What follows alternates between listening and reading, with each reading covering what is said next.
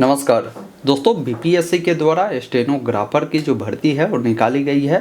ये भर्ती 12वीं पास कैंडिडेट के लिए निकाला गया है। इस वीडियो में मैं आपको पूरी प्रोसेस बताऊंगा कि कैसे इस स्टेनोग्राफर भर्ती का फॉर्म आपको भरना है, कौन लोग फॉर्म को भर सकते हैं, सारी चीज़ें इस वीडियो में बताऊंगा। तो वीडियो को ध्यानपूर्वक देखिए, पसंद आ तो इसे लाइक कर दीजिए, चैनल पे नए हैं तो सब्सक्राइब कर लीजिए, ऐसा अपडेट आपको आगे भी मिलता रहेगा। आइए फिलहाल स्क्रीन पर चलकर बताते हैं बीपीएससी स्टेनोग्राफर भर्ती का फॉर्म कैसे भरना है। इसके लिए सबसे पहला काम करना है, गूगल ओपन करना है। गूगल में लिखना है ऑनलाइन अपडेट STM या वेबसाइट ऑनलाइन अपडेट STM.in का मिलेगा, इससे आपको ओपन करना है। नीचे आएंगे ना तो यहाँ पर लेटेस्ट जॉब में ही बीपीएससी स्टेनोग्राफर वैकेंसी का लिंक मिलेगा, जिस पर आपको क्लिक करना है। भर्ती के लिए जो ऑनलाइन आवेदन करने की अंतिम तिथि है 2 जनवरी 2026 तक रखे गए हैं, ये भी ध्यान रखिएगा। फॉर्म भरने के लिए आप इंटरमीडिएट पास होने चाहिए, आपकी उम्र 18 वर्ष होनी चाहिए और आप जो है हिंदी और इंग्लिश में आंसू लेखन और कंप्यूटर का जो टाइपिंग है वो जानते हो, और कंप्यूटर का बेसिक जो नॉलेज है ना वो भी आपके पास होने चाहिए, ये ध्यान रखिएगा। बाकी नीचे आएंगे तो यहाँ पर आपको बताया गया है कि आपकी जो उम्र होगा अधिकतम क्या होगा वो भी देख लेंगे। नीचे स्क्रॉल कर आएंगे तो एप्लीकेशन फीस 100 रुपये ही आपको देने हैं, ये ध्यान रखिएगा। तो अप्लाई अगर करना है तो ऑनलाइन अप्लाई का लिंक है, आप डायरेक्ट इस पर क्लिक करेंगे, डायरेक्ट आप आ जाएंगे बीपीएससी के आधिकारिक वेबसाइट पर। यहाँ पर आने के बाद देखेंगे ना, अगर आपने पूर्व में अगर बीपीएससी के वेबसाइट से कोई भी फॉर्म भरा था तो डायरेक्ट आपको अपना जो है रजिस्ट्रेशन पहले से ही हुआ होगा, अपना ईमेल आईडी या अपना मोबाइल नंबर दर्ज कर पासवर्ड को दर्ज कर लॉगिन करेंगे। अगर पहली बार इस वेबसाइट पर आए हैं फॉर्म भरने तो आपको अपना जो है OTR करना होगा। यहाँ पर न्यू रजिस्ट्रेशन का ऑप्शन है, इस पर क्लिक करना है। सभी गाइडलाइन आप देखेंगे, पहले इसको आपको क्लोज करना है।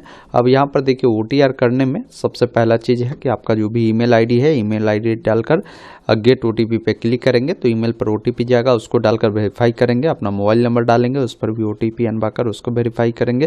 फिर आपको एक नया पासवर्ड बनाना होगा जिसमें ABCD का बड़ा अक्षर, छोटा अक्षर, कोई भी अंक, कोई भी सिंबल आपको जो है उपयोग करना है। उसी पासवर्ड को दोबारा से आपको कंफर्म करना है। फिर यहाँ पर आपके मैट्रिक के सर्टिफिकेट पर जिस अकॉर्डिंग भी आपका नाम है लिखेंगे, उस नाम को दोबारा से कंफर्म करेंगे। पिताजी का नाम मैट्रिक के सर्टिफिकेट के अकॉर्डिंग लिखेंगे, उस नाम को दोबारा से कंफर्म करना है। फिर यहाँ पर देखिए माताजी का नाम आपको लिखना है, माताजी का नाम दोबारा से कंफर्म करना है। जो भी डेट ऑफ बर्थ होगा, यहाँ पर आपको कैलेंडर मिलता है, सबसे पहले जो भी आपका साल हो उसको चुनेंगे, जो महीना हो, जो डेट हो, इस प्रकार चयन करेंगे।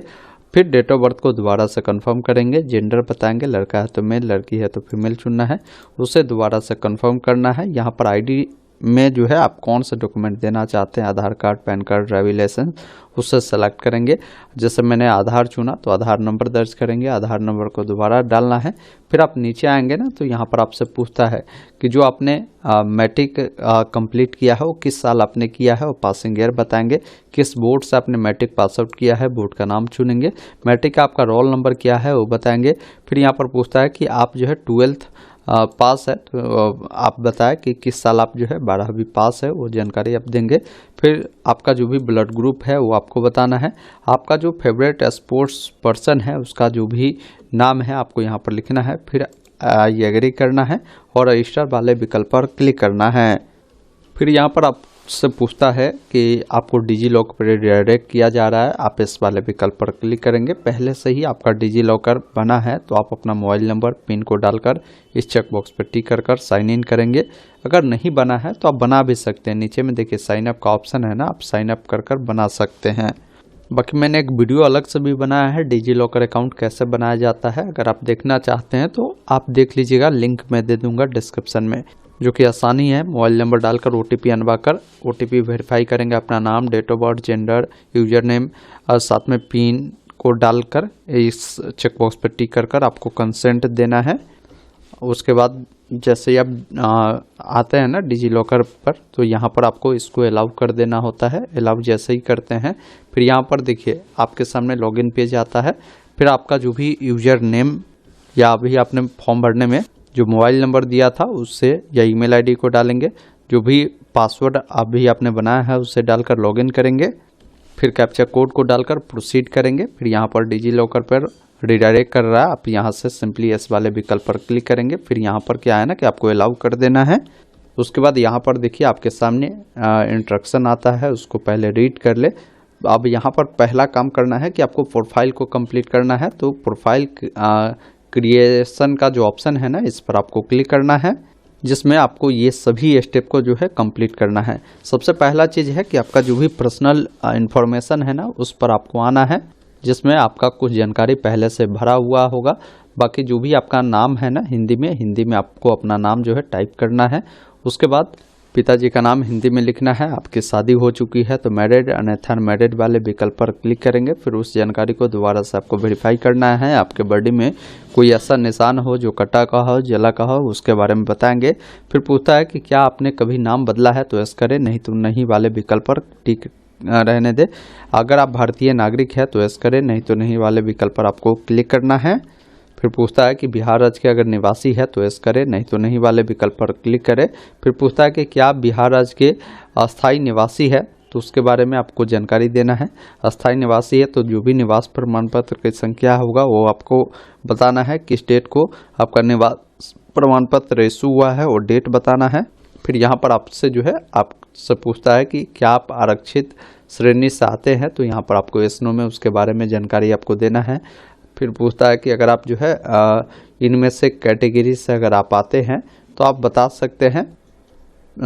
फिर अपना कैटेगरी आप बताएंगे, उस कैटेगरी को दोबारा से कंफर्म करेंगे, अपना जाति का नाम डालेंगे। अब जैसे मैंने बीसी चुना तो बीसी के केस में एनसीएल सर्टिफिकेट की जानकारी देना होगा। वही अगर आप एससी एसटी चुनेंगे तो उसका जानकारी देना होगा। तो एनसीएल का जो अपना जानकारी है देंगे। फिर किस डेट को आपका जो है एनसीएल इशू हुआ है और डेट आपको बताना है। फिर यहाँ पर पूछा है कि जो आपका प्रमाण पत्र है किस राज्य से इशू किया गया है। अगर आप स्वतंत्रता सेनानी के पोता पोती नाती नातिन है तो यस करें, नहीं तो नहीं वाले विकल्प पर आपको क्लिक करना है। फिर अगर आप दिव्यांग है तो उसके बारे में जानकारी देंगे। अगर आप स्पोर्ट्स पर्सन हैं तो उसके बारे में आपको जानकारी देना है। अगर आप भूतपूर्व सैनिक है तो उसके बारे में आपको जानकारी देना है। अगर आप एनसीसी वाले कैंडिडेट है तो उसके बारे में जानकारी आपको देना है, नहीं तो नहीं करना है। अगर बिहार सरकार के कर्मचारी है तो यस करें, नहीं तो नहीं वाले विकल्प पर क्लिक कर सेव करेंगे। ये जानकारी सेव हुआ। अब एड्रेस वाले जानकारी में आते हैं। तो एड्रेस आपका जो भी है, जैसे परमानेंट एड्रेस यहाँ पर आपसे पूछ रहा है, तो परमानेंट एड्रेस जैसे आपका विलेज है तो एड्रेस 1 में विलेज, एड्रेस 2 में पोस्ट ऑफिस, एड्रेस 3 में पुलिस स्टेशन आपको देना है। फिर जो भी डिस्ट्रिक्ट है, पिन कोड है, वो आपको देना है। अब देखिए यहाँ पर क्या है ना कि आपका जो भी ये करस्पॉन्डेंस एड्रेस है ना, वो बताना है। अगर मान लीजिए परमानेंट एड्रेस करस्पॉन्डेंस दोनों समान है तो इस वाले चेकबॉक्स पे टिक कर देंगे, दोनों फिल होगा। अलग अलग है तो अलग अलग जानकारी को आपको फिल करना है। फिर आपको आना है अगले स्टेप में। यहाँ पर देखिए आपसे जो है कुछ अदर इन्फॉर्मेशन पूछता है, जिसमें ये सारी जानकारी पूछता है कि भाई कोई पर किसी भी प्रकार का आप पर जो है केस मुकदमा ये सब तो नहीं है, तो उसके बारे में जानकारी देंगे। तो मोस्टली केस में यहाँ पर नहीं होगा। आप पर अगर कोई इसमें से है तो आप इस कर सकते हैं, नहीं तो नहीं वाले विकल्प पर क्लिक करना है।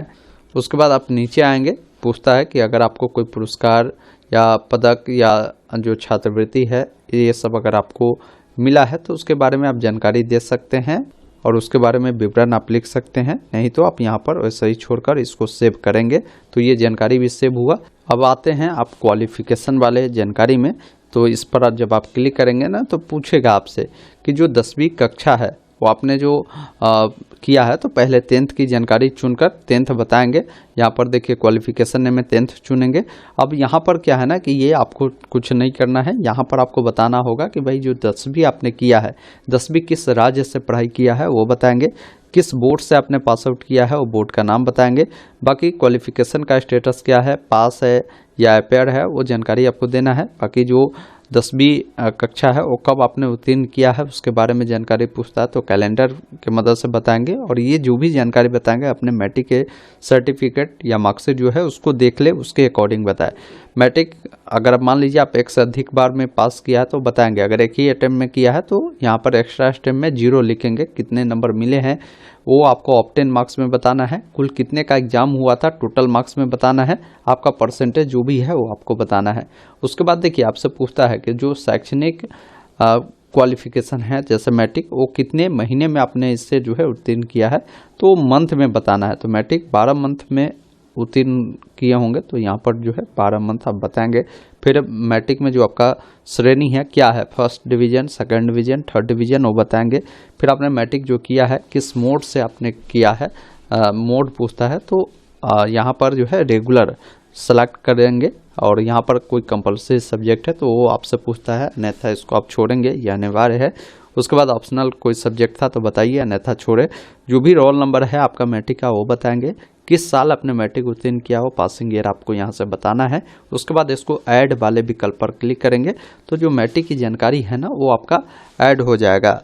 इसी अकॉर्डिंग फिर आपको क्या है ना कि 12th की जो जानकारी है आपको यहाँ पर देना होगा। 12th आपने किस ब्रांच से किया है वो जानकारी आपको यहाँ पर देना है। किस राज्य से आपने जो है 12th किया है वो बताएंगे, किस बोर्ड से किया है, साथ में आप उससे पास कर चुके हैं या अफेयर है वो जानकारी आपको बताना है। उसके बाद जो भी आपने 12वीं कंप्लीट किया है तो कब किया है वो ईयर बताए, वो मंथ जो भी है आपको यहाँ पर मंथ बताना है और जो डेट है वो डेट आपको बताना है। फिर कोई एक्स्ट्रा अटेम्प्ट आपका था 12th का तो बताया, नहीं तो यहाँ पर 0 लिखना है। कितने नंबर आपको मिले हैं वो आपको ऑब्टेन मार्क्स में बताना है। कुल कितने का एग्ज़ाम हुआ था वो बताएंगे, आपका जो भी परसेंटेज है वो बताना है। बाकी जो 12वीं आपने किया है वो कितने मंथ में किया है तो 2 साल का होता तो मतलब 24 मंथ में किए होंगे तो 24 आप चुनेंगे। उसके बाद जो भी आपका ये क्लास होगा बताएंगे, आपका जो भी मोड है वो रेगुलर है या परसेंटेज में है वो जानकारी आपको बताना है। फिर यहाँ पर जो भी आपका कंपल्सरी सब्जेक्ट था वो जानकारी आपको यहाँ पर बताना है। उसके बाद जो भी वैकल्पिक सब्जेक्ट था वो बताएंगे, जो भी आपका रोल नंबर है 12th का वो बताएंगे और आपका जो भी पासिंग ईयर है वो आपको यहाँ पर बताना है। उसके बाद ऐड वाले विकल्प पर क्लिक करेंगे। तो इस प्रकार क्या है ना कि मैट्रिक इंटर की जानकारी ऐड हुआ। अगर मान लीजिए आपके पास और क्वालिफिकेशन है, जैसे ग्रेजुएशन भी किए हैं तो ग्रेजुएशन की भी जानकारी ऐड कर सकते हैं, डिप्लोमा किए हैं तो ये सारी चीज़ें आप ऐड कर सकते हैं। उसी अकॉर्डिंग आपको जानकारी ऐड करना होगा। जैसे ग्रेजुएशन आपने जो किया है उसमें कौन सा कोर्स आपने किया है, जैसे BA, BSc, BCom, B pharma, यहाँ पर देखिए सभी सब्जेक्ट का नाम आपको मिलता है ना, उसको आप सेलेक्ट करेंगे। फिर जो भी आपका सब्जेक्ट था ना उसमें वो सब्जेक्ट आपको यहाँ पर बताना होगा। तो इस अकॉर्डिंग क्या है ना कि आप 12th की भी जानकारी ऐड कर लीजिए कि ग्रेजुएशन की जानकारी ऐड कर लीजिए, किस राज्य से आपने किया है, कौन सा यूनिवर्सिटी से किया है, ग्रेजुएशन आप पास है या अपेयर है वो जानकारी बताएंगे। बाकी पास है तो कब आपने पास किया है, कोई अगर मान लीजिए एक्स्ट्रा अटेम्प्ट अगर आपने लिया था वो जानकारी आप बताएंगे। साथ में ऑब्टेन जो भी मार्क्स है ना आपका वो आपको बताना है, टोटल मार्क्स आपको बताना है, परसेंटेज आपको बताना है। बाकी कितने मंथ में किया था वो बताने के बाद आपका क्या ग्रेजुएशन में आपका डिवीज़न है, परसेंटेज है वो बताएंगे। आपने रेगुलर या इससे जो है डिस्टेंस से किया था वो बताएंगे। कंपलसरी जो सब्जेक्ट है आपका क्या था वो आपको बताना है। साथ में जो भी वैकल्पिक सब्जेक्ट रहा है तो बताएंगे। आपका जो भी ये रजिस्ट्रेशन अथॉरिटी है वो आपको बताना है। हालांकि ये जो है कंपलसरी नहीं है और आपको देना भी नहीं है, ये ध्यान रखिएगा। आप इससे छोड़ेंगे, काउंसिल रजिस्ट्रेशन डेट पूछता है तो ये सब छोड़कर डायरेक्ट आपको आना है, अपना रोल नंबर देना है, कब आपने ग्रेजुएशन उत्तीर्ण किया है उसको देकर इसको भी ऐड कर लेंगे और सेव वाले विकल्प पर क्लिक करेंगे। अब आप आते हैं अगले स्टेप में, जहाँ पर अगर आपके पास कोई एक्सपीरियंस है तो यस करें, नहीं तो नहीं वाले विकल्प पर क्लिक कर इसको भी आपको सेव करना है। फिर आप आते हैं फ़ोटो और सिग्नेचर वाले पेज पर। यहाँ पर क्या है ना कि आपको लाइव फ़ोटो कैप्चर करना होता है, जिसके लिए ऑप्शन दिए गए हैं कैप्चर लाइव फ़ोटो का, जहाँ से फ़ोटो आपके सिस्टम में वेबकैम होगा उसके मदद से कर सकते हैं। इसका कुछ गाइडलाइन है, जैसे बैकग्राउंड बोलता है कि भाई हल्के कलर का रखें, कोशिश करें वाइट हो तो और बेटर है, वैसे में फ़ोटो और बढ़िया होता है। आप पीछे का एक ही कलर का बैकग्राउंड रखकर यहाँ से कैप्चर लाइव फ़ोटो पर क्लिक करें।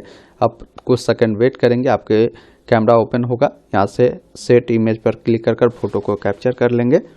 फिर यहाँ पर क्या है ना कि आपको अपना इंग्लिश वाला सिग्नेचर अपलोड करना है, फिर हिंदी वाला जो सिग्नेचर है ना यहाँ पर आपको अपलोड करना है। फिर आपको यहाँ से एग्री करना है और सबमिट एंड लॉक प्रोफाइल पर क्लिक करना है। अब आपका क्या है ना कि प्रोफाइल लॉक होगा, तो जैसे ही आप यहाँ पर लॉक पर क्लिक करेंगे यहाँ पर पूछता है कि श्योर है आप लॉक करना चाहते हैं, तो कन्फर्म वाले विकल्प पर क्लिक करेंगे, आपका जो प्रोफाइल है लॉक हो जाएगा। अब देखेंगे ये अभी लॉक हो गया और यहीं पर देखिए एक ऑप्शन मिलता है आपको न्यू एप्लीकेशन का, जिस पर आपको क्लिक करना है। अब जैसे ही न्यू एप्लीकेशन पर क्लिक करेंगे, जो भी भर्ती चल रहा है ना, तमाम भर्ती का जो यहाँ पर नाम है आपको देखने को मिलेगा। यहीं पर जो मैं अभी आपको बताने जा रहा हूँ स्टेनोग्राफर भर्ती के बारे में, तो यहीं पर देखिए स्टेनोग्राफर के नीचे एक ऑप्शन मिल रहा है आपको व्यू का, जिस पर आपको क्लिक करना है। और यहाँ पर जैसे एड ब्लॉकर लगा है तो पहले इसको हटाना होगा। फिर आपके सामने यहाँ पर जो भी डेडलाइन है वो देखने को मिलता है। एक ऑप्शन मिलता है चेक एडवर्टाइजमेंट क्राइटेरिया, जिस पर आपको क्लिक करना है। अब जैसे ही यहाँ पर क्लिक करेंगे, आपका जो भी जानकारी है वो यहाँ पर देखने को मिलता है। यहाँ पर आपसे नीचे में कुछ क्वेश्चन का आंसर पूछेगा, उसका जो जवाब है आपको देना होगा। अब यहाँ पर आपसे पूछा जा रहा है कि इससे पूर्व में अगर आपने बीपीएससी का कोई भी एग्जाम कंडक्ट किया था, मतलब दिया था, तो आप बता सकते हैं। जैसे मान लीजिए इससे पूर्व में अगर आपने 1-2 एग्जाम दिया था तो बता सकते हैं, आंसर में 2 लिखेंगे। नहीं दिया था तो आप इसको 0 लिखेंगे, यहाँ पर 0 दे दीजिएगा। फिर आपसे पूछता है कि आपके पास शॉर्ट हैंड का नॉलेज है, तो है तो आप यस करेंगे, नहीं है तो नो करेंगे।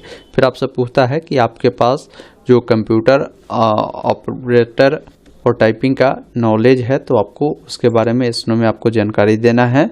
फिर यहाँ पर बोला गया है कि जो भी आपका मैट्रिक का सर्टिफिकेट है, उस पर आपका जो भी डेट ऑफ बर्थ दिया गया है, उस सर्टिफिकेट का जो नंबर है आप यहाँ पर दर्ज करें।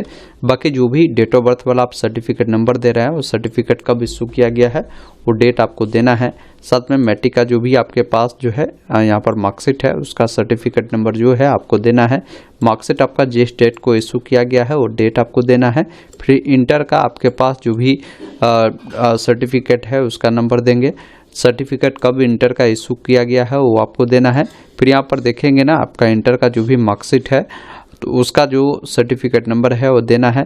आपका जो इंटर का जो ये मार्कशीट है कब इशू किया गया है वो डेट आपको देना है। फिर यहाँ पर आपसे पूछता है कि यदि आपने कहीं भी कॉन्ट्रैक्ट बेस पर काम किया है तो उसका आपको कोई सर्टिफिकेट मिला है तो सर्टिफिकेट का नंबर दीजिए, नहीं है तो इसको छोड़ सकते हैं। अगर आपके पास सर्टिफिकेट है कॉन्ट्रैक्ट बेस वाला तो किस डेट को इशू किया गया है वो डेट देना है। उसके बाद अप्लाई वाले विकल्प पर क्लिक करना है। उसके बाद आपको नीचे आना है। यहाँ पर जो भी आपका मैट्रिक का जो आपका सर्टिफिकेट है या मार्कशीट है उसको यहाँ पर आपको अपलोड करना है। आपका जो भी कैटेगरी सर्टिफिकेट है उसको अपलोड करना है। जो भी मान लीजिए आप BC वाले हैं तो NCL से आते हैं, तो जो भी आपका NCL सर्टिफिकेट है उसको अपलोड करेंगे। उसके बाद जो भी आपका डोमिसाइल सर्टिफिकेट है उसको यहाँ पर आपको अपलोड करने की ज़रूरत होगी। उसके बाद आपको डिक्लेयर करना है, तो इस चेकबॉक्स पर टिक करेंगे। फॉर्म कहाँ से भर रहा है पहले इसका नाम लिखेंगे। उसके बाद एक ऑप्शन मिलेगा सबमिट एंड पे फी का, जिस पर क्लिक करना है। फिर यहाँ पर आपको लाइव फ़ोटो भी कैप्चर करना होता है, जिसके लिए कैप्चर लाइव फ़ोटो पर क्लिक करेंगे। फिर आपका जो है यहाँ पर आपके सिस्टम में जो वेबकैम है वो ओपन होता है कैमरा। अब यहाँ पर आपका फ़ोटो आएगा, यहाँ से सेट इमेज पर क्लिक करेंगे, आपका फ़ोटो कैप्चर हो जाएगा। इस प्रकार आपका जो लाइव फ़ोटो है वो भी कैप्चर हो गया। ओके वाले विकल्प पर क्लिक करें और सबमिट एंड पे फी वाले विकल्प पर क्लिक करना है। अब यहाँ पर जो भी पेमेंट लगता है, जैसे आप जानते हैं 100 रुपये का पेमेंट लगता है, वो पेमेंट देखने को मिल रहा है। यहाँ पर ऑनलाइन पेमेंट का ऑप्शन है और यहाँ से SBI को चुनकर ओके वाले विकल्प पर आपको क्लिक करना है। पेमेंट आप कैसे करना चाहते हैं, debit card, credit card, net banking, UPI, multiple option है। जो भी माध्यम आपको सही लगे उस माध्यम को सेलेक्ट कर आप पेमेंट करेंगे। जैसे मैं UPI से चाहता हूँ तो UPI में QR कोड को मैं जो है जनरेट करता हूँ, इसको स्कैन कर पेमेंट करेंगे। फिर इसका जो भी प्रिंट आउट है उसको निकालकर अपने पास सुरक्षित रख लेंगे। दोस्तों अभी आपने देखा, मैंने आपको पूरी जानकारी बताया कि कैसे आप सभी को BPSC स्टेनोग्राफर भर्ती का फॉर्म भरना है। उम्मीद करता हूँ आपने पूरी जानकारी समझा होगा, तो वीडियो को लाइक शेयर जरूर कीजिए। धन्यवाद। जय हिंद।